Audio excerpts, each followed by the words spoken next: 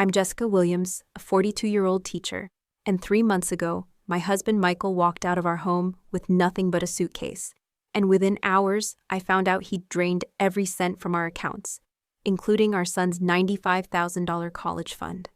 I was paralyzed, until my 12-year-old daughter Lily looked me in the eye and said, "Don't worry, Mom, I handled it." I didn't know what she meant, until the FBI got involved. Before I tell you what happened next, let me know where you're watching from. And truly, thank you for being here. I was grading third-grade math tests when I heard the suitcase wheels rolling across our hardwood floors upstairs. It was 3 p.m. on a Tuesday afternoon in our quiet Riverside, California home. Michael wasn't supposed to be back from the construction site for another 3 hours. The sound of drawers slamming made me look up from Tommy Henderson's multiplication worksheet. Something was wrong. Michael never came home early, and he definitely never made that much noise doing it. I climbed the stairs 2 at a time, my heart already starting to race. Our bedroom door was wide open, and what I saw inside made my world tilt sideways. Michael was throwing clothes into his navy blue suitcase, the one we'd bought for our honeymoon in Hawaii 18 years ago. Shirts, pants, underwear, all going in without any care for folding or organization. "What are you doing?" The words came out smaller than I intended. He didn't look up, didn't even pause in his frantic packing, just kept stuffing clothes into that suitcase like the house was on fire. "Michael, stop." I grabbed his arm, but he shrugged me off like I was a stranger. "Talk to me, what's happening?" Finally, he met my eyes, and what I saw there terrified me. Nothing. No guilt, no sadness, no regret. Just cold determination. "I'm leaving, Jess. Today." The room spun around me. This couldn't be real. Yesterday we'd discussed Jake's college applications over dinner. Yesterday he'd kissed my forehead and said goodnight. Yesterday I was a wife, not whatever I was becoming in this moment. Is there someone else? The question fell out of my mouth before I could stop it. Michael paused, a dress shirt halfway into the suitcase. For just a second, I thought I saw something flicker across his face. Then it was gone. This isn't about anyone else, Jess. This is about me needing to breathe again. But I knew. The way he wouldn't look at me properly, the way his phone had been face down for months, the late meetings that ran later and later. I'd been pushing down these suspicions for so long that they'd become background noise. But now they screamed at me. "Where will you go?" My voice sounded pathetic. "I'll figure it out." He zipped the suitcase with finality. "I need you to transfer my half of the savings to my personal account. I'll send you the details." That's when the real panic set in. Money, Jake's college fund, our joint accounts, everything we'd built together over 18 years of marriage. I ran downstairs, my bare feet slapping against the hardwood floors. Lily looked up from her after-school snack, concern creasing her 12-year-old face. "Mom, what's wrong?" "Nothing, sweetheart. Dad's just going on a trip." The lie tasted bitter. I grabbed my laptop from the kitchen counter and logged into our bank account with shaking fingers.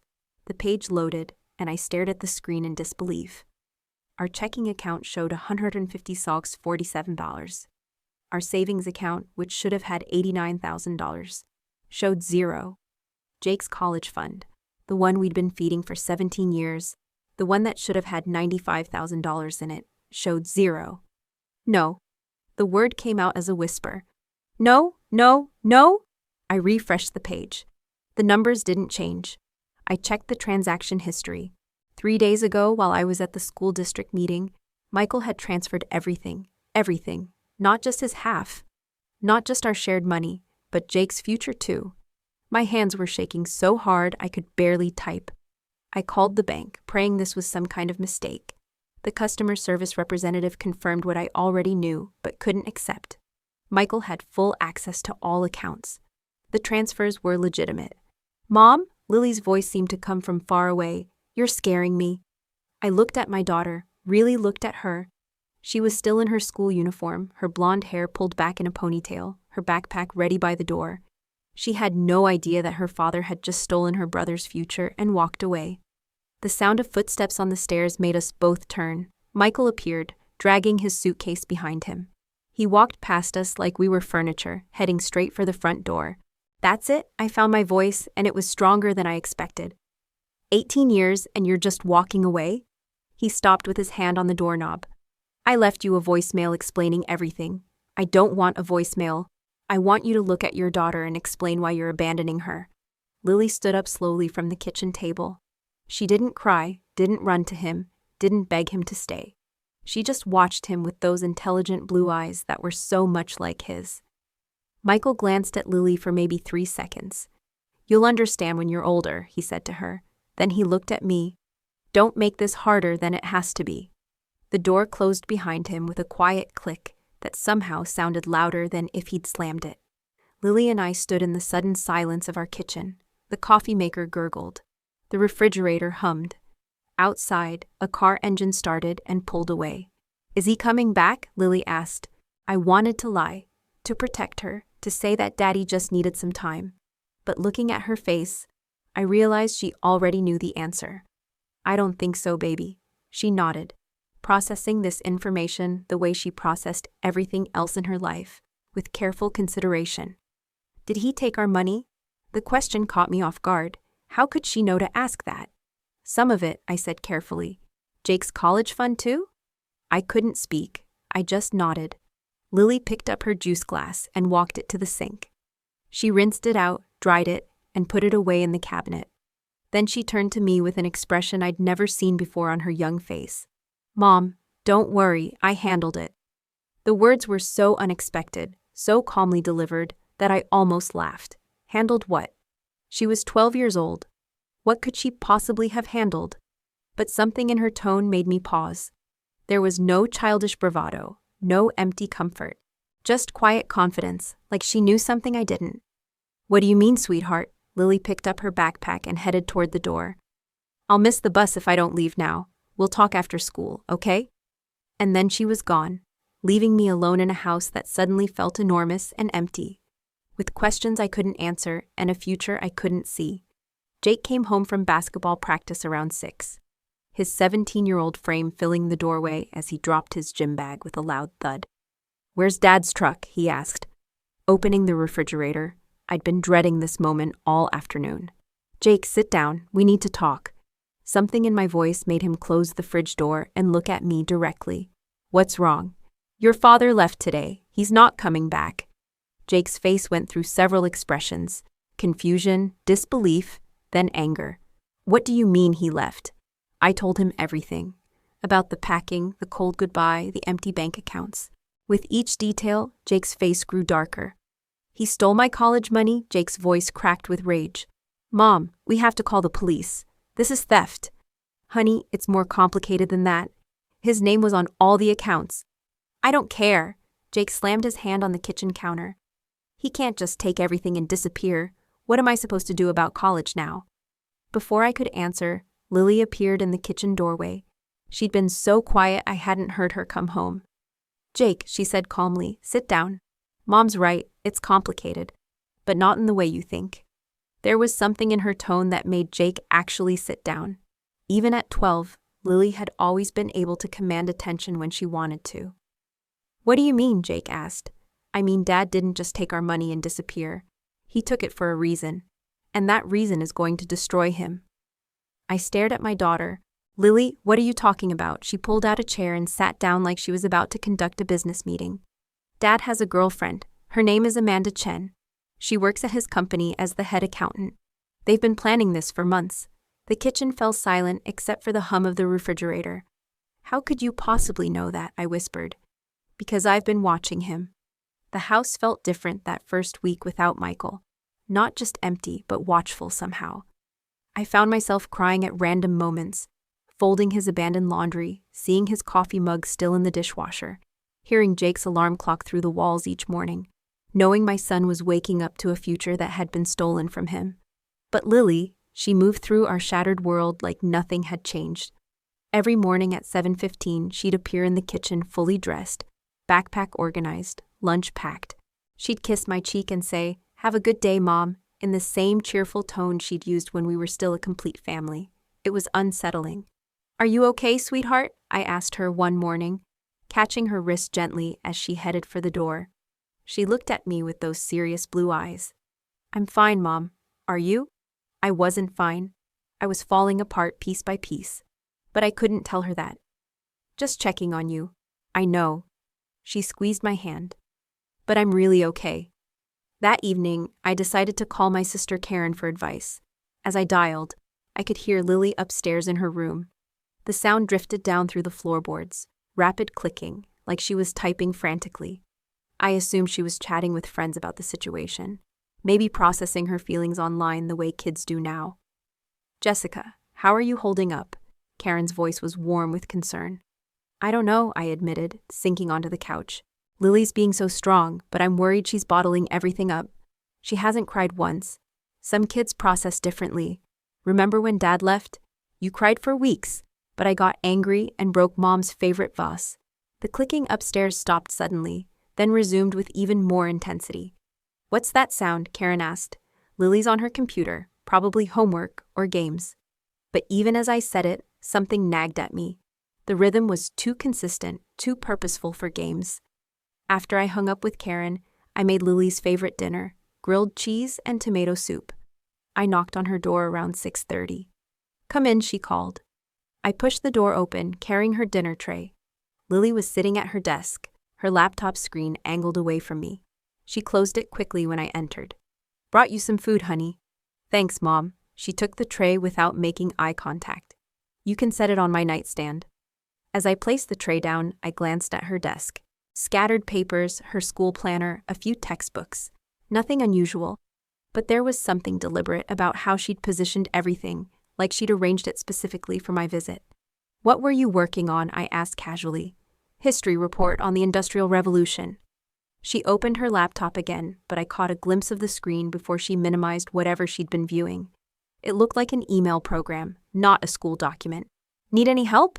I'm good. Thanks for dinner.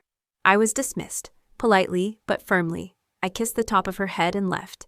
But the uneasy feeling lingered. Over the next few days, the pattern continued. Lily maintained her perfect routine while I spiraled deeper into confusion and grief. I'd wake up at 3 a.m. with panic attacks, checking our bank accounts obsessively, calling Michael's number just to hear his voicemail. Meanwhile, Lily would emerge each morning looking rested and composed. The typing continued every night. Sometimes it went on until nearly midnight. Friday evening, I was putting away Lily's clean laundry when I saw it. A single sheet of paper on her desk, partially hidden under her science textbook. I shouldn't have looked, but something about the formatting caught my eye. It was a printed email thread. The names at the top made my blood freeze. Michael and Amanda. My hands shook as I pulled the paper out. The messages were dated from 6 weeks ago, before Michael left. They were discussing meeting times, hotel reservations, and something about handling Jessica when the time comes. I sat down hard on Lily's bed, staring at the evidence in my hands. My 12-year-old daughter had somehow accessed her father's private emails. How was that even possible? Mom! Lily's voice from the doorway made me jump. She stood there holding her empty dinner plate, looking at me with those calm, assessing eyes. No panic, no embarrassment at being caught, just quiet observation. Lily, where did this come from? She set her plate down and closed her bedroom door behind her. Dad's not very good with passwords. How did you? I started, then stopped. How long have you known about Amanda? 8 weeks. About the money. I figured that out the day before he left. 8 weeks. While I'd been blissfully unaware, my child had been living with this knowledge. I felt sick. Why didn't you tell me? Lily sat beside me on the bed, suddenly looking more like the 12-year-old she actually was. I wanted to be sure, and I wanted to figure out what to do about it. Honey, this isn't your responsibility. Yes, it is. Her voice was firm. He stole Jake's college fund. He lied to both of us. Someone had to do something. I looked around her room with new eyes. Everything seemed different now. Her organized desk, her careful routine, her unnatural calm. What else do you know? Lily got up and pulled a spiral notebook from under her mattress. She handed it to me without hesitation. The pages were filled with handwritten notes, printed screenshots, diagrams I couldn't understand, and lists of numbers that might have been phone numbers or account information. Lily, what is all this? Research. She sat back down beside me. Dad thinks he's smart, but he's careless. He uses the same password for everything. He doesn't clear his browser history. He doesn't even log out of his accounts when he's done. I flipped through page after page of meticulous documentation. Financial records, text message screenshots, what looked like travel itineraries. My daughter had been conducting surveillance on her own father. I struggled for words. This is incredible and terrifying. I learned most of it from YouTube tutorials. Computer security is really interesting once you understand the basics. Lily, this kind of thing, hacking into someone's accounts, it's not legal. She looked at me with an expression far too mature for her age. Neither is stealing $95,000 from your son's college fund. The matter-of-fact way she said it sent chills down my spine. This wasn't my little girl anymore. This was someone I'd never met before. Someone calculating and focused and completely unafraid. What are you planning to do with all this information? Lily took the notebook back and closed it carefully. I'm still working on that part, but don't worry, Mom. I've got this handled. There was that phrase again. The same words she'd said that morning when her father walked out of our lives. But now they carried a weight that made me realize I might not know my own daughter at all. Show me everything, I said, my voice barely steady. Lily hesitated for the first time since this nightmare began. Mom, some of it's pretty bad. Show me. She opened her laptop and pulled up a folder labeled Science Fair Project. Inside were dozens of subfolders with names like financial records, communication logs, and identity theft evidence. My stomach clenched. It started with Dad's second phone, Lily said, clicking on a folder. He thought he hid it in his closet, but I saw him checking it one night when he thought I was asleep. The screen filled with photographs Lily had taken through Michael's bedroom door. Blurry, but clear enough to show him texting on a device I'd never seen before. I waited until he left it, charging in his office one day. I only had maybe 10 minutes, but I got into his messages. Lily's fingers moved across the keyboard with practiced efficiency. A new window opened, filled with screenshot after screenshot of text conversations. My husband's words to another woman, talking about me like I was an obstacle to remove, planning their future together, discussing how to handle the Jessica situation without losing too much money in a divorce. I felt like I might throw up. But it gets worse, Mom. Lily clicked to another folder. Amanda Chen works at Dad's company as head accountant. She handles client investments and trust accounts. You found out where she works? I found out everything about her. Address, family, work history, credit score, even her Netflix password. Lily's voice was matter-of-fact, like she was discussing a school assignment. She's been stealing money from her clients for 3 years. The evidence was overwhelming. Bank transfer records showing money moving from client accounts into personal ones. Fake invoices for services never provided. Investment statements that didn't match actual account balances. Lily had somehow accessed Amanda's work computer and documented everything. Lily, how did you even get into their systems? Amanda uses the same password for everything, Sophie 2008. That's her daughter's name and birth year. I found that information on her Facebook profile. Lily shrugged like it was obvious. People are really predictable with passwords. I stared at my daughter, this stranger sitting beside me. But how did you learn to do all this? YouTube, mostly, and some computer programming forums. There's a lot of information out there if you know how to look for it. She clicked to yet another folder, and my world tilted sideways again. Bank statements with my name on them, but accounts I'd never opened. Credit applications filed under Jake's social security number. Loan documents signed with forged signatures. Mom, Dad didn't just take our money. He's been using our identities to get loans.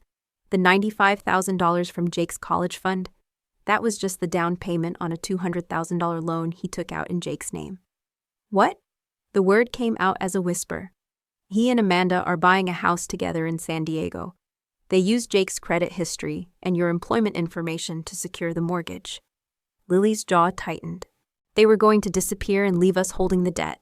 The room spun around me. Identity theft, fraud.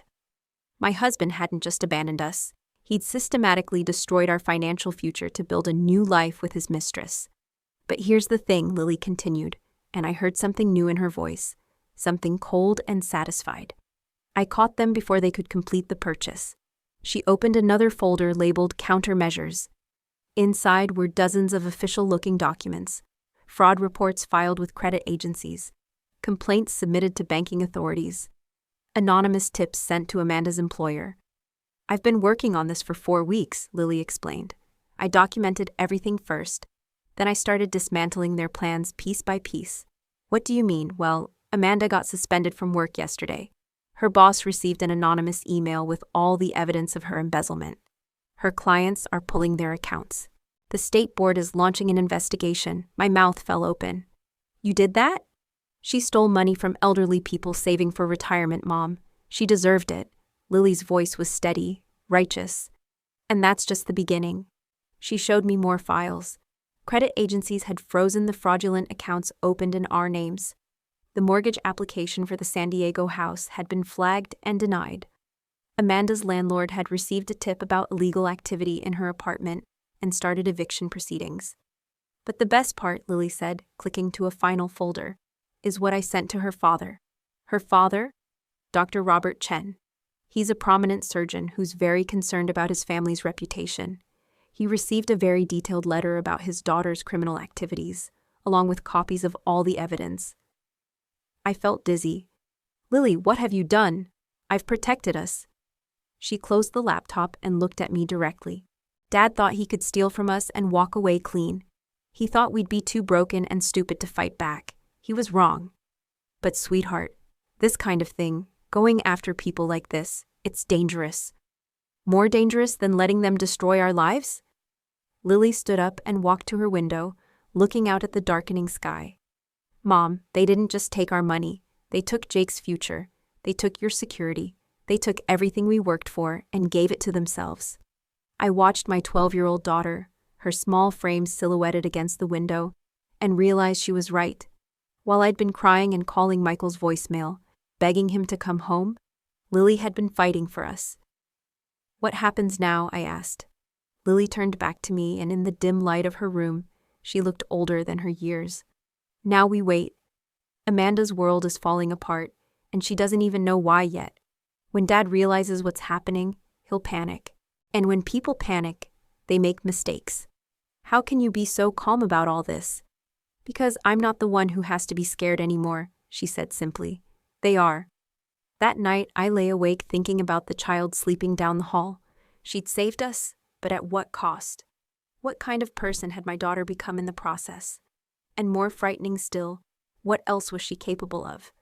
Around midnight, I heard it again, the soft clicking of computer keys, steady and determined.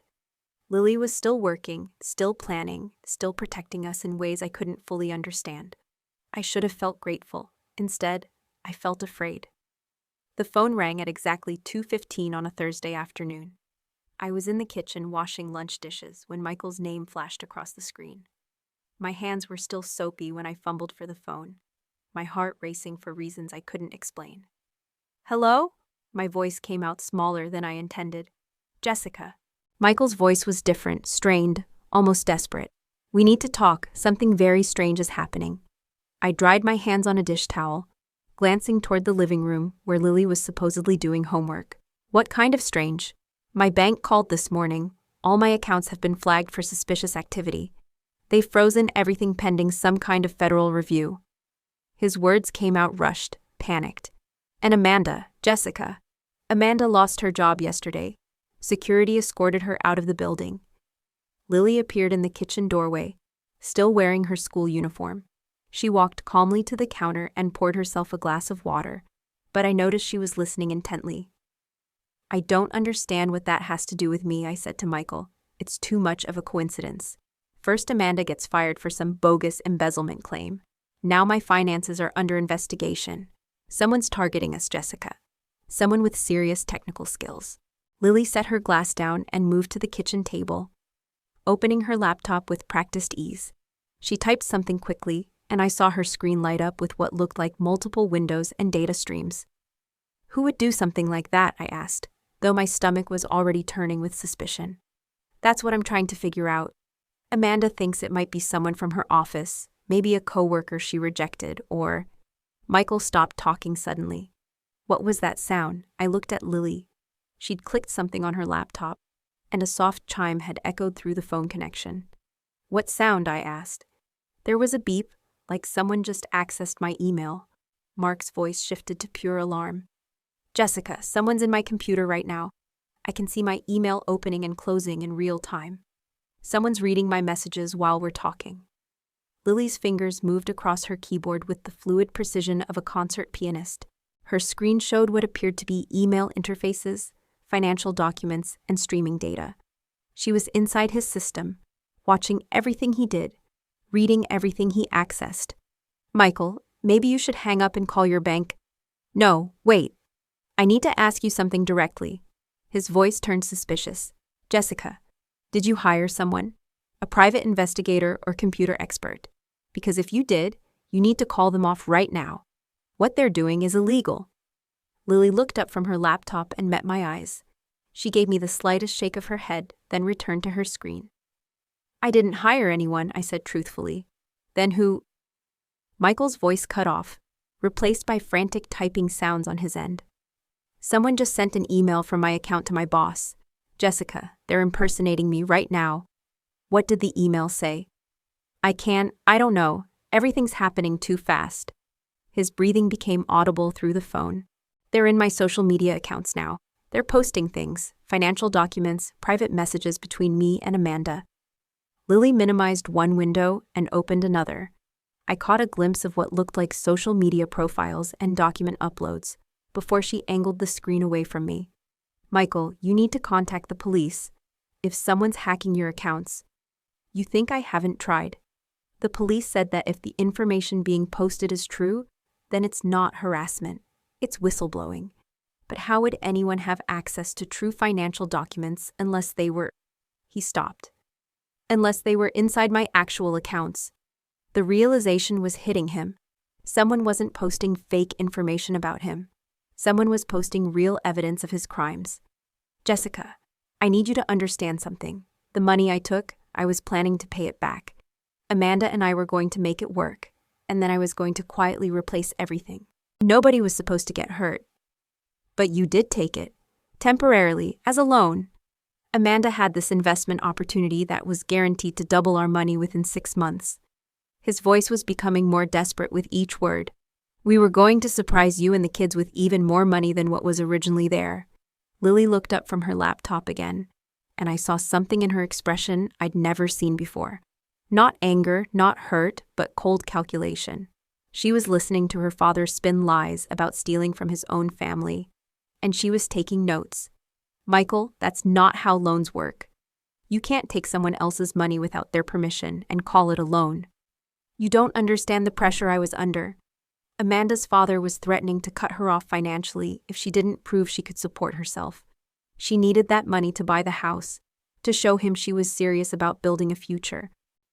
So you stole our son's college fund to impress your girlfriend's father? It wasn't stealing, Michael's voice cracked. It was an investment in all of our futures. Amanda's family has connections. Once her father accepted her choices, he was going to help me start my own firm. We would have been wealthy, Jessica. Wealthy enough to pay for Jake's college 10 times over. Lily closed her laptop with a quiet snap and stood up. She walked to where I was standing and gently took the phone from my hand. Hi, Dad. Her voice was perfectly calm. Lily, sweetheart, thank God, Lily, someone is doing terrible things to me and Amanda. They're making us look like criminals. You have to tell your mother that I would never steal from you. Never. But you did steal from me. Lily's tone remained conversational, like she was discussing the weather. You took $95,000 from Jake's college account and used it as collateral for a mortgage application in San Diego. The silence on Michael's end stretched for nearly 10 seconds. Lily, who told you that? Nobody told me. I found out myself, along with copies of the forged loan documents where you used Jake's social security number to secure additional credit. That's impossible. You're 12 years old. You couldn't possibly understand. I understand that you committed identity theft. I understand that Amanda embezzled money from her clients. I understand that you both plan to disappear to San Diego and leave Mom and Jake responsible for the debt you created. Lily, listen to me very carefully. Adults sometimes make complicated financial decisions that children can't fully grasp. What looks wrong to you might actually be... I have copies of everything, Dad. Every email between you and Amanda. Every forged document. Every illegal transaction. I've been watching you for weeks. Michael's breathing became labored. You've been watching me, Lily. What does that mean? It means I know about the second phone you thought you hid so well. I know about the fake investment accounts Amanda created to hide the money she stole. I know about the house you tried to buy using Jake's identity. Lily's voice never wavered. And I know that when the money ran out and Amanda got fired, she stopped returning your calls. How could you possibly know about Amanda not returning my calls? Because I'm monitoring all your communications. I've been watching both of you destroy yourselves piece by piece. Lily sat down at the kitchen table, still holding the phone with complete composure. Amanda blocked your number yesterday after her father cut her off financially. She's already started dating someone else. The sound that came through the phone was somewhere between a sob and a scream. Lily, please. I know I made mistakes, but I'm still your father. I love you. I love your mother. I never meant for things to go this far. You chose her over us, Dad. You chose money over your family. You chose to steal Jake's future to pay for your new life. Lily's voice remained steady, factual. Actions have consequences. You taught me that when you walked out of our house with your suitcase. I'm begging you. Whatever you've done, whatever you know, please just stop. I have nothing left. I'm living in my car because I can't pass a credit check to rent an apartment. I can't get a job because every background check shows financial fraud flags. Please. Lily looked at me as she spoke her final words to her father. You taught me something important, Dad. You taught me that the people who are supposed to protect you sometimes don't. So you have to protect yourself. And with that, she hung up the phone. The silence that followed was deafening. Lily set the phone on the counter and looked at me with those calm, serious eyes. He won't call back, she said, matter-of-factly. How do you know? Because now he knows I'm watching.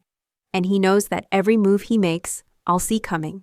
She picked up her laptop and headed toward her room. I have homework to finish. I stood alone in my kitchen, finally understanding that my 12-year-old daughter had just systematically dismantled a grown man's entire life, and that he deserved every second of it. 6 months later, I was shelving books in the children's section of Riverside Community Library when my supervisor approached with a nervous expression. Jessica, there's a reporter here asking about your daughter, Linda whispered, glancing toward the front desk where a woman in a press suit waited with a notepad. My heart stopped. What kind of reporter? She says she's investigating the Amanda Chen embezzlement case. Apparently, someone tipped her off that the anonymous whistleblower might be connected to our area. I walked to the front desk on unsteady legs. The reporter smiled professionally and extended her hand. Mrs. Williams, I'm Jennifer Walsh from Channel 7 News. I'm doing a follow-up story on the Chen financial fraud scandal. I understand your ex-husband was involved. I can't comment on that, I said quickly. The story has gained national attention. Amanda Chen is facing federal charges, and several other victims have come forward. Someone was incredibly thorough in documenting the crimes. We'd love to thank whoever provided the evidence. After she left, I drove home to our small apartment across town, my hands shaking on the steering wheel. Lily was at the kitchen table doing homework when I walked in. There was a reporter at the library today asking about the Amanda Chen case, I said carefully. Lily didn't look up from her math worksheet. They'll never connect it to me. I use 7 different proxy servers and cryptocurrency payments for all the anonymous accounts. Lily, it's fine, Mom. She finished a problem and moved to the next one. The more attention the case gets, the more other victims will come forward. The casual way she discussed her nationwide impact on financial crime investigations still caught me off guard. I've been monitoring the news coverage. 15 other families have contacted authorities about Amanda's fraudulent investment schemes. My daughter had triggered a federal investigation that was now protecting dozens of families, and she talked about it like a successful science project. 3 weeks later, Lily received an email that changed everything. A technology company called Secure Family had somehow identified her real identity and wanted to offer her a position in their youth development program. They're offering me a full scholarship to any college I want, plus a guaranteed job after graduation, Lily explained, showing me the official letter on her laptop. Starting salary would be $125,000 a year. I stared at the numbers on the screen. Lily, this is incredible. This could set you up for life. I know, she closed the laptop without hesitation. I'm turning it down. What? Why? Because they want to own what I create. They want me to build security software that makes money off people's fear instead of actually protecting them. She stood up and walked to the window of our small living room. Besides, I already have a job. What do you mean? Lily pulled out a business card from her backpack. It looked professionally designed. L. Williams, Family Financial Protection Consultant. I've been helping families secure their finances and recover from fraud for the past month. I have 8 regular clients now, and they pay me $85 an hour for consultations. I took the card, studying the crisp design and professional contact information. Lily, you're 13 years old. How are you running a consulting business? Age doesn't matter when you're working online. My clients think I'm an adult cybersecurity expert with a specialty in family protection. She pulled up a spreadsheet on her laptop showing her income. I've made enough to replace most of Jake's college fund already. The numbers were staggering. In just 1 month, my teenage daughter had earned more than I made in 4 months at the library. What kind of services do you provide? I help families identify financial red flags, secure their digital accounts, and recover stolen money. Last week, I helped a family in Ohio get back $45,000 their son had stolen from his grandmother's retirement account. Is it legal? Everything I do is completely legal. I teach people how to protect themselves and help them file appropriate reports with authorities when crimes have been committed. Lily minimized the spreadsheet. I'm also speaking at a cybersecurity conference next month. As yourself. As L. Williams, Family Protection Specialist. I'll participate via encrypted video conference, so my age won't be an issue. That evening, I found myself reading about the Amanda Chen case online. The story had indeed gone viral, shared across multiple social media platforms, and covered by national news outlets. The comments ranged from outrage about the fraud to praise for the anonymous hero who'd exposed the scheme. One comment thread caught my attention. Dozens of people sharing their own experiences with family financial betrayal. Parents stealing from children, spouses hiding assets, relatives exploiting elderly family members. Lily's actions had opened a floodgate of similar stories. Nobody suspected the whistleblower was a 12-year-old girl. 2 months into our new life, Lily asked me a question that stopped me cold. Mom, do you think Dad ever regrets what he did? We were washing dishes together after dinner, and I nearly dropped the plate I was holding. It was the first time she'd mentioned Michael in weeks. I don't know, sweetheart. Why do you ask? I've been monitoring his social media accounts. He posts about starting over and making better choices, but he never mentions us. She dried a glass with careful precision. I was wondering if he realizes what he lost. What do you think? Lily considered this for a long moment. I think regret is just feeling sorry for yourself when you face consequences. It's not the same as understanding why what you did was wrong. Do you want him to regret it? No, I want him to understand it. But I don't think he's capable of that level of self-awareness. She folded the dish towel neatly and hung it on its hook. The conversation was clearly over for her, filed away like everything else related to her father. Spring arrived with a warmth that felt like hope. Lily's consulting business continued to grow, and she'd started creating free educational resources for families to protect themselves from financial fraud. She developed security checklists, warning sign guides, and step-by-step instructions for reporting different types of financial crimes. I want to turn this into a nonprofit when I turn 18, she told me one evening while working on her latest project, something that provides free protection services to families who can't afford private consultants. That's a beautiful goal, Lily. It started because of what Dad did to us, but it's become something bigger. There are so many families out there being victimized by people they trust. One evening in late spring, I was reading in the living room when I heard Lily on a video call in her room. I paused outside her door, listening to her gentle voice. I know it's scary discovering that your mother has been using your college fund, she was saying. But you're going to be okay. I'm going to help you protect what's left and make sure this doesn't happen again. I realized she was talking to another teenager, probably someone whose family was being destroyed the same way ours had been. Lily had become a lifeline for children whose parents had betrayed them. The most important thing to remember, Lily continued, is that this isn't your fault. Adults are supposed to protect children, not steal from them. When they don't do their job, we have to protect ourselves. I walked away from her door with tears in my eyes. Not from sadness, but from overwhelming pride. Michael had tried to break us, but instead he'd forged something unbreakable. Lily had transformed her pain into purpose, her trauma into a mission to protect other families. The next morning, Lily appeared at breakfast looking like any other 8th grader, but I knew better now. Underneath that normal teenage exterior was someone extraordinary, someone who'd taken the worst thing that had ever happened to her and turned it into a force for good. "Ready for school?" I asked, kissing her forehead. "Always," she said, shouldering her backpack. "Oh, and Mom? I love you. I love you too, sweetheart." As I watched her walk to the bus stop, I realized that Michael's betrayal hadn't destroyed our family. It had revealed what we were truly made of. Lily had won more than justice.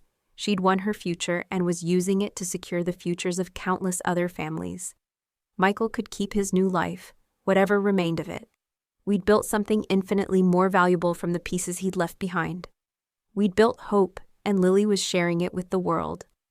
Jake came home from school that afternoon with a thick envelope in his hands and a grin splitting his face. "Mom, Lily," he called out. "You're not going to believe this." I looked up from my laptop where I'd been working on lesson plans. Lily emerged from her room, curious about her brother's excitement. "What is it?" I asked. "Stanford," Jake said, waving the envelope. "Full ride. Academic scholarship plus need-based aid. They want me for their engineering program." I felt my knees go weak. "Jake, that's incredible." "There's more," he continued, pulling out additional letters. MIT, UC Berkeley, and Carnegie Mellon all came through too. "I have my pick of schools, and I won't owe a dime." Lily smiled, the first genuinely happy expression I'd seen on her face in months. "I knew your grades and test scores would pay off." "It's not just that," Jake said, looking at both of us seriously. "I wrote my essay about what happened with Dad. About losing everything and watching my little sister fight back. About learning that family isn't just about blood. It's about who shows up when everything falls apart." I started crying then, unable to hold back the relief and pride and overwhelming gratitude that my son would be okay, that his future wasn't stolen after all. "The admissions counselor at Stanford called yesterday," Jake continued. "She said my essay was one of the most powerful they'd ever received. She said stories like ours need to be told because they show other kids that they can survive anything." Lily's eyes brightened. "Did you tell them about the financial protection work?" I mentioned that my sister had become an advocate for other families going through similar situations. "I might have implied you were older than 13. "Good thinking," Lily said with a grin. That evening, we celebrated with pizza and Jake's favorite chocolate cake. For the first time since Michael left, our kitchen felt warm and full of laughter instead of empty and watchful. "You know what the crazy part is?" Jake said as we were cleaning up. "If Dad hadn't stolen from us, I probably would have just gone to the local state school. I never would have pushed myself to aim higher or written an essay that got me into these programs." "So you're saying his betrayal was actually a good thing?" I asked. "No," Jake said firmly. "What he did was terrible and selfish and wrong. But what we did with it, what Lily did with it, that's what matters. We didn't let him destroy us. We used his worst moment to create our best ones." Lily was quiet during this exchange, but I could see her processing Jake's words. Later, as I was tucking her in, a ritual she still allowed even at 13, she asked me something that showed how much she'd grown. "Mom, do you think I did the right thing, going after Dad and Amanda the way I did?" I considered my answer carefully. "I think you protected our family when I couldn't. I think you used your abilities to fight for justice when the system failed us. And I think you've turned your experience into something that helps other people. But I worry about the cost to you, about what it did to your childhood, your ability to trust people." Lily was quiet for a long moment. "I don't feel like I lost my childhood. I feel like I found my purpose. And as for trusting people," she looked at me with those serious blue eyes. "I trust you. I trust Jake. I trust that there are good people in the world worth protecting. I just also know that there are bad people who need to face consequences." "What about Dad? Do you think he's a bad person or just someone who made bad choices?" "I think he's someone who chose to be bad when it was convenient for him. And I think the world is safer when people like that face consequences for their actions." The wisdom in her words both impressed and saddened me. My 13-year-old daughter had developed a more sophisticated understanding of justice and morality than many adults ever achieve. 6 months after Jake's acceptance letters arrived, Lily was invited to speak at the National Conference on Family Financial Security. She'd grown her consulting business to include a team of adult experts who worked under her guidance, and her free educational resources had been downloaded over 1 million times. "I'm nervous," she admitted the morning of her presentation. "This is the first time I'll be speaking as myself, not hiding behind a screen name or encrypted connection." "You'll be wonderful," I assured her. "You're going to help so many families." Her presentation was titled, "When Children Become Protectors: A New Model for Family Financial Security." She spoke for 30 minutes to an audience of financial advisors, law enforcement officials, and child advocates about the warning signs of family financial abuse and the resources available to young victims. The standing ovation lasted 5 minutes. Afterward, a woman approached us during the reception. She was in her 40s, well-dressed, with kind eyes that looked familiar. "Excuse me," she said to Lily. "I'm Dr. Sarah Martinez. I run a nonprofit that helps families recover from financial abuse. I wanted to thank you personally." "Thank me for what?" Lily asked. "Last year, my teenage son discovered that his father had been stealing from his college fund to support a gambling addiction. He found your educational materials online and used them to document everything. Because of your guidance, we were able to recover most of the money and get his father into treatment." Dr. Martinez's eyes filled with tears. "My son told me that reading your story made him feel less alone, that knowing another kid had faced something similar and fought back gave him the courage to speak up." I watched my daughter's face as she processed this information. For just a moment, I saw the child she still was underneath all that strength and determination. "I'm glad I could help," Lily said quietly. "You did more than help. You saved my family, and according to the letters I receive, you've saved dozens of others." That night, as we drove home from the conference, Lily was unusually quiet. "Penny, for your thoughts?" I asked. "I was just thinking about something Dr. Martinez said, about her son feeling less alone because of my story." "What about it?" "When Dad first left, I felt completely alone. Like we were the only family this had ever happened to. But now I know there are thousands of families going through the same thing." She looked out the window at the passing streetlights. "I guess I'm not creating resources just to help other people. I'm creating the support system I wish I'd had when everything fell apart." "Does that change how you feel about the work you're doing?" "It makes it feel more important. Like maybe Dad's betrayal wasn't completely meaningless if it led to something that helps other kids." 2 years later, Jake graduated summa cum laude from Stanford with a degree in computer engineering. Lily, now 15, had been accepted early admission to MIT with a full scholarship. Her nonprofit, Family Shield, had helped over 500 families recover stolen money and had trained thousands more to protect themselves from financial abuse. Michael had tried to contact us several times over the years, emails, letters, even showing up at Jake's high school graduation.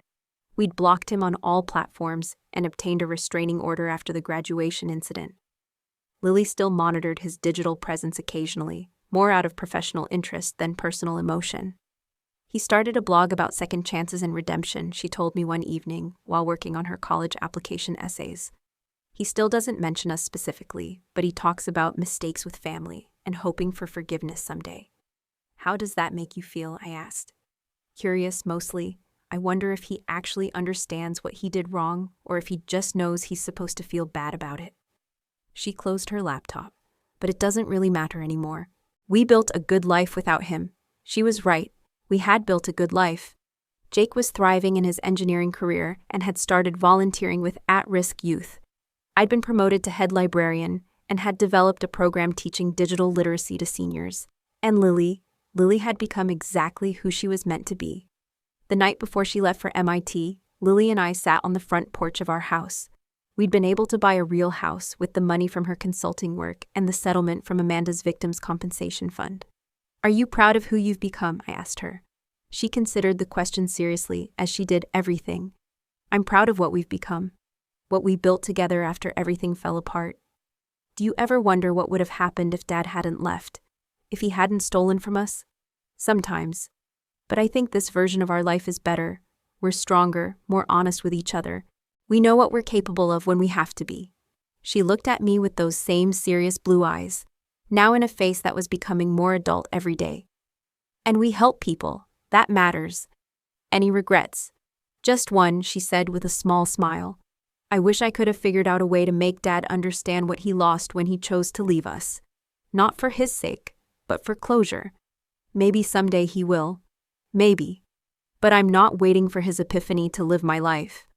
As I watched my daughter, this remarkable young woman who'd saved our family and countless others, I realized that Michael's betrayal had been the worst thing that ever happened to us and the catalyst for the best things we'd ever achieved. He'd taught Lily that the people who are supposed to protect you sometimes don't. So she'd learned to protect herself, and then she dedicated her life to protecting others. In trying to destroy us, he'd forged us into something unbreakable, and we were grateful for that strength, even if we'd never be grateful for how we'd earned it. If this story of a 12-year-old's digital justice resonated with you, I hope it reminds you that families are defined not by who shares your DNA, but by who shows up when everything falls apart. Sometimes the people who are supposed to protect us fail, but that doesn't mean we're powerless. Sometimes the worst betrayals lead to the most beautiful transformations. And sometimes justice comes from the most unexpected sources, like a 7th grader with a laptop and the courage to fight back.